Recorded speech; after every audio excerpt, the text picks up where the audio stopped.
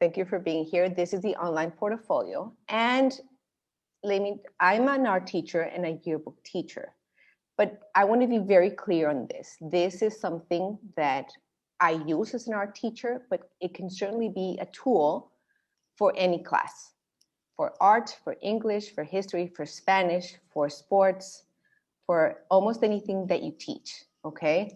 So maybe some of the examples that I'm going to show might be related to what I do, but it doesn't mean that it's only for art, or if you don't teach art, it doesn't work. So saying that,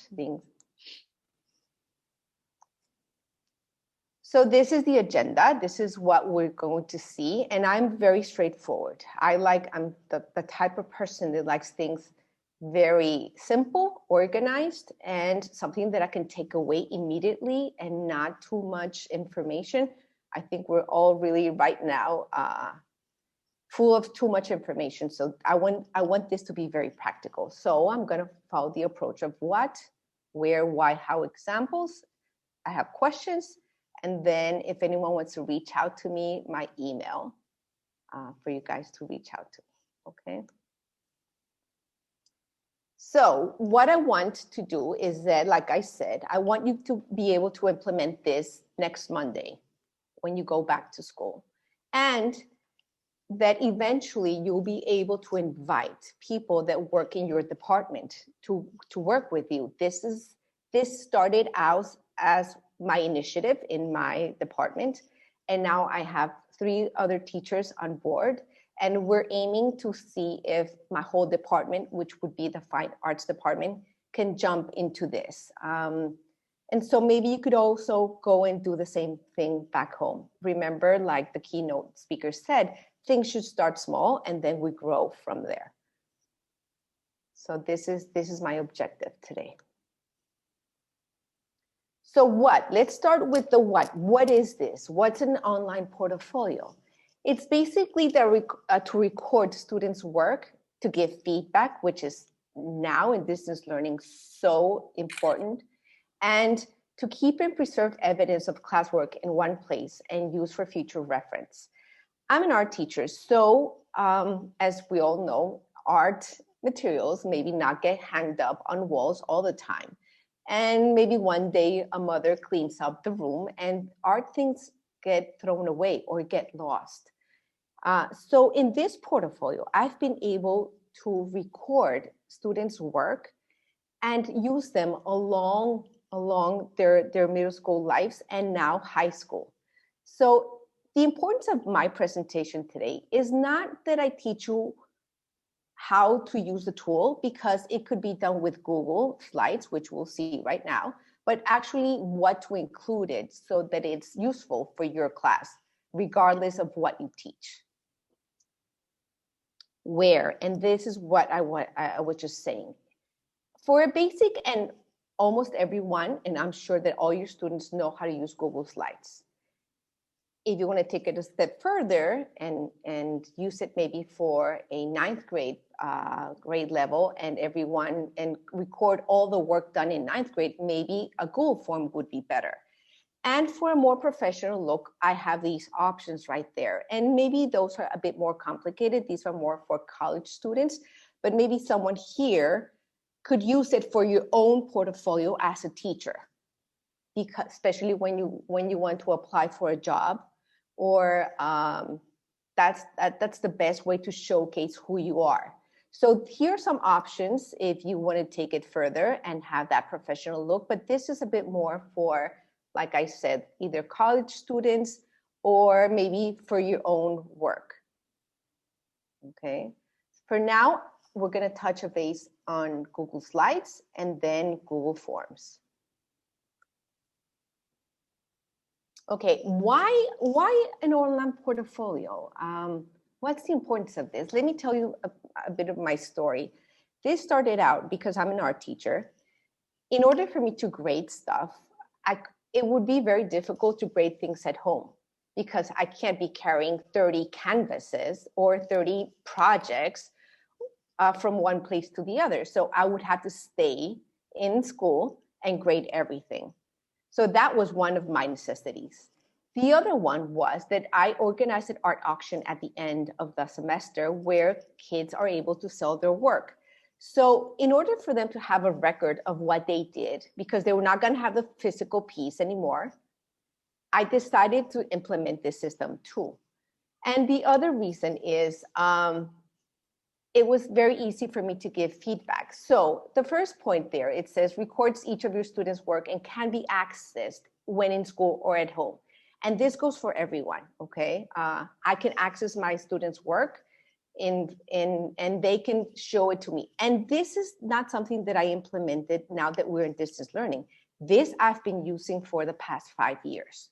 So now that we moved to distance learning, it was just amazing because I had this implemented for a long time. And because now the middle school teachers use it also when they come to me, they know the system. So the next point is that you can also give written feedback, or you could use, now that I started out giving written feedback on the chat, which we'll see in a minute.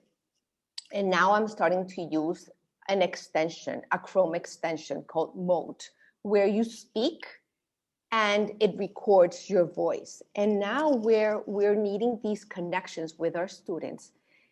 Having that voice, especially when you're going to give a positive feedback, makes it very different than writing. And also, if you're going to give some type of constructive feedback to your students, sometimes you know that writing things, and if the student is not in the best mood, they can get a different idea of what you're saying because they're not hearing tone. And so now more than ever, to make that connection with your student, your voice is very important. And so using Mode, which is a Chrome extension that you could implement it into your Google Slides, has been very useful. So students and teachers can see work from previous years and see growth. And I've already had students that come to me and say, look, miss, this is what I did in 7th grade. Look how much I've grown.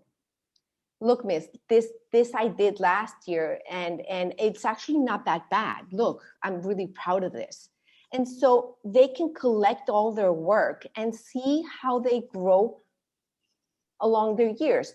And this is not just for art. If you teach English, you can show them their initial writing pieces if they're able to record them. If they start recording this in maybe, if it's not throughout your middle school or in high school like we do, at the initial of the year, at the beginning of the year. And then they can see the progress and then see the writing piece at the end and see how much they've been able to grow in just a full year. Okay. And another thing to use the Google Line portfolio is that whoever sees that can see who your student is. I can see my student's strengths, and I can see, because they have choice, I can see what they like and what they're into. It also prevents work from getting lost, okay? And they can see their work years after, like even after they graduate in high school, they can go back and see their portfolio and see what they did years after. And sometimes it's fun. You know that now we're more into not holding so many things at home, and we throw away a lot of stuff that might be valuable to us. And so here you have a visual of what you did when you were in school, okay? And it can also be used as a tool to showcase work to parents and administrators and colleagues. If parents want to know what they're doing, you can just show them their portfolio and everything is there. Okay, so this is the why. How do we do this, okay? Which is really important. You could put in there whatever you think it's valuable for your class. And this could be as extensive or as short as you want it to be. So it could be work that could be summative or formative. It could be just their best work, just showcase their best work, or show a process. And it will be totally up to you to include what you include will be totally up to you, okay? You need to show them how to do the portfolio. A Google Slides presentation is very easy. The e-portfolio online might be a little bit better for high schoolers, and then the professionals tools well, that's a different level, okay? But you have to give them instructions of how and what to include in there. For example, I always tell them, you need to write an opening slide with your name, the date, and who's your teacher, because my students are coming from middle school and they are coming from other art teachers. So I tell them in 10 years or in 5 years, you want to remember who taught you what. And so I make them do an opening slide with your name, the date, the teacher, and the subject. So what you include there is, like I said, you decide, and you just have to make sure you give them the right instructions. I always show previous work from other students, which is very simple, and so they get it immediately, okay? Make sure they grant you access, because that's happening. That has happened to me in the past, that I can edit their work, which sometimes I don't need that much, but you need to make sure that you are able to give feedback, so that you will have everything in one place, the work, the feedback, and everything, okay?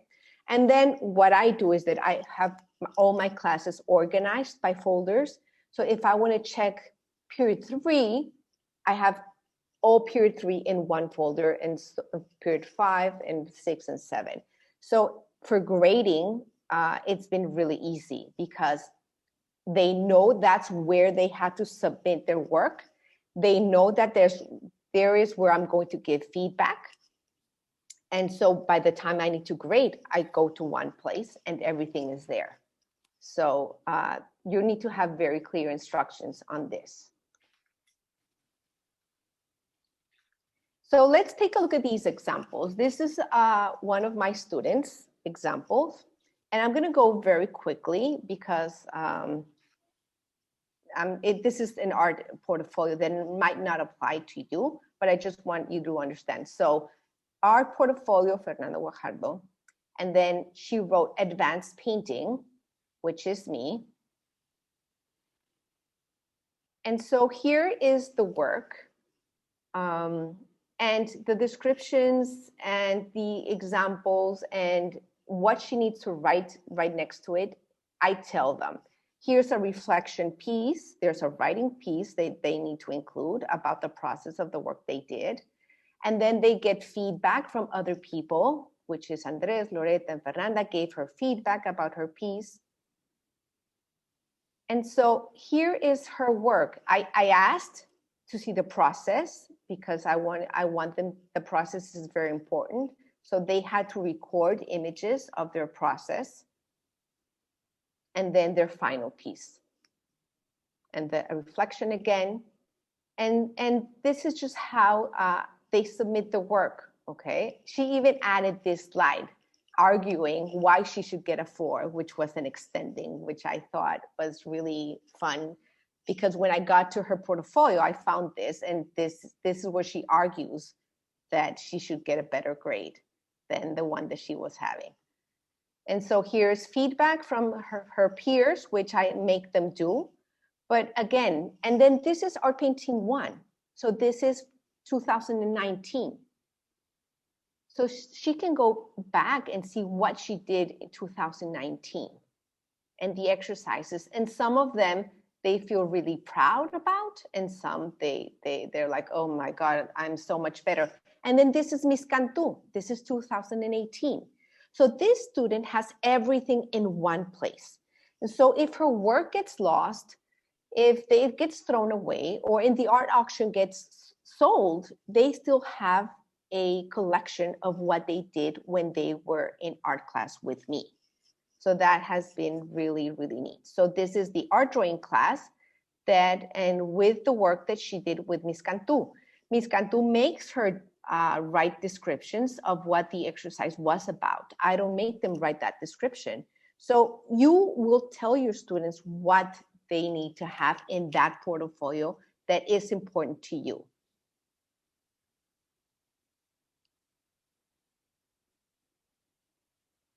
Okay.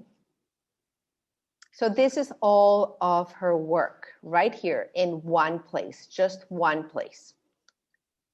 So I have another example here, and they can choose the slides. They can choose the slides that they want, and they can make it as creative as they want.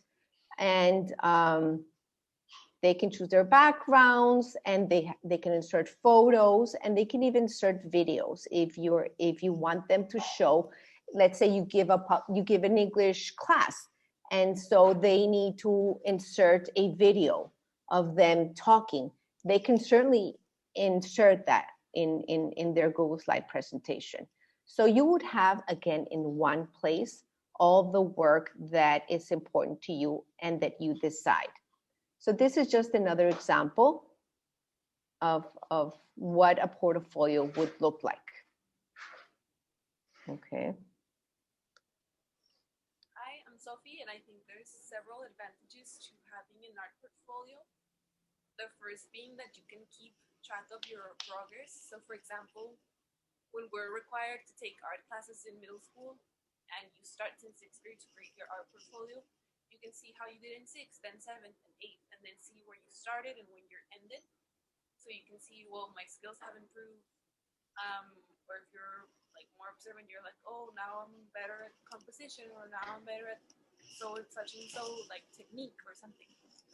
And then the second is that you can keep track of your pieces. You have them all in one place, and you can see like, oh, I really like this idea, and I think now I can do it better because now you've improved like a certain skill. And you can say, oh, I want to retry that landscape, or I want to retry that still life, or I want to retry that portrait. And the third, I think, which is most appealing for students, is the fact that if you're going into a creative career, not necessarily painting, like maybe architecture or graphic design, and you plan to study abroad, you're usually required to have an art portfolio. And if you're in classes like advanced painting or AP studio art, then you're constantly creating original pieces that if you really like, you can use them for your application process. And I think that's pretty useful. And overall, it's nice to just look back and see your progress and see like where you started and just see how much you've improved. I think that's it. So she mentions the college application, and as we all know, colleges are looking for not just your grades, but how you present yourself. So this could also be a tool to present who they are, and they can add video to their presentations. And I really want to stress out that this is something that you could implement in no matter what you teach. Even if you teach sports, you want to make sure that, let's say I'm a soccer teacher, and so they need to record themselves doing a certain kick or a certain exercise. And then if you repeat that same exercise at the end of the semester, you have that video there that was recorded previously at the beginning of the semester. So the students can see their technique being refined, or their maybe their strength now, because it is very important that that students reflect upon their growth. It's just empowering for them to see where they began and where they're at. So I really want to stress the fact that this is not only for art, but for any class that you teach out there. And I started doing it in my class, and now I have my fine arts teachers, all the other art classes from 6th grade, which is middle school, all the way to high school where I teach, doing it. And we're thinking about doing the fine arts, the whole fine arts being in one place. So before I continue, because I want to show you how to do the mode, give the feedback with a voice, but I need to leave my presentation. Are there any questions so far? The link to the presentation will be in the schedule. It's already there if anyone wants to check it out to see more, to see this maybe in the future, or just show it to someone back in your school. or just send me an email. So I'm going to stop sharing right now so that I can share another screen where I give the feedback, and I want to show, I want you guys to be able to see this. Okay.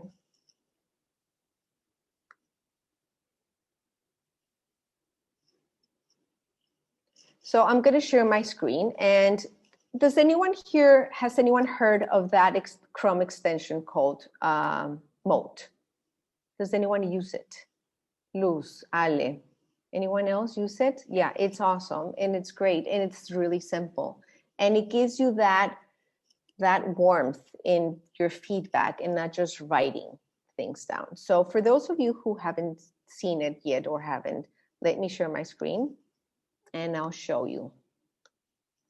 Okay, so here we have one of my students' work, and let's say I want to give feedback on, let me see, on this drawing right here, because I need to give feedback and they need to understand how they did.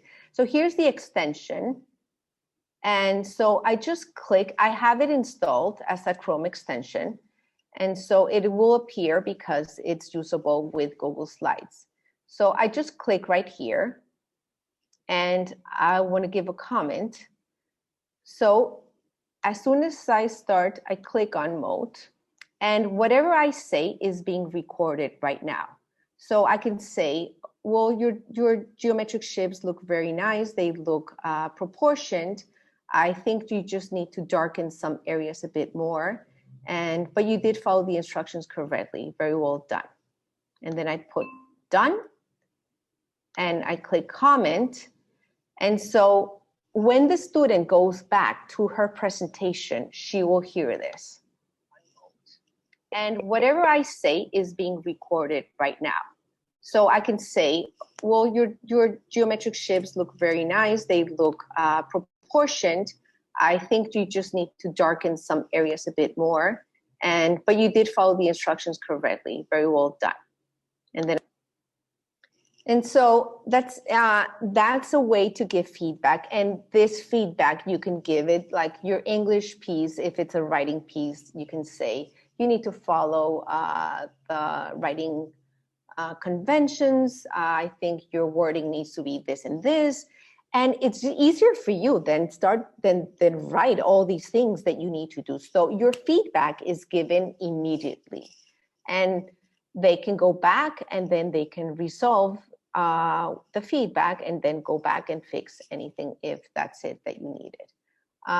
So that extension is very useful, and I really recommend now in distance learning that you could use it. Okay. So are there any questions so far? So this is, let me just go back and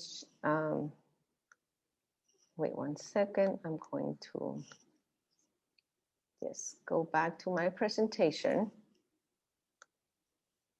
and go back to the present mode.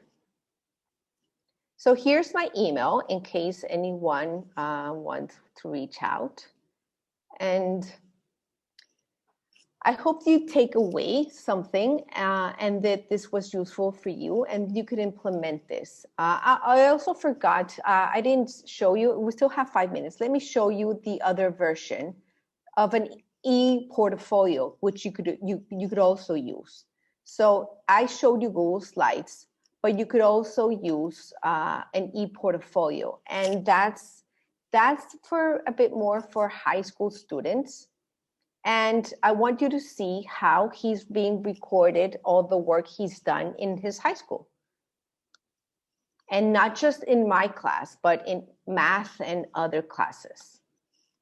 So here's his portfolio. I changed some things just so that we didn't have his name right here. But this is the work he's done in 7th grade, the work he's done in 8th grade.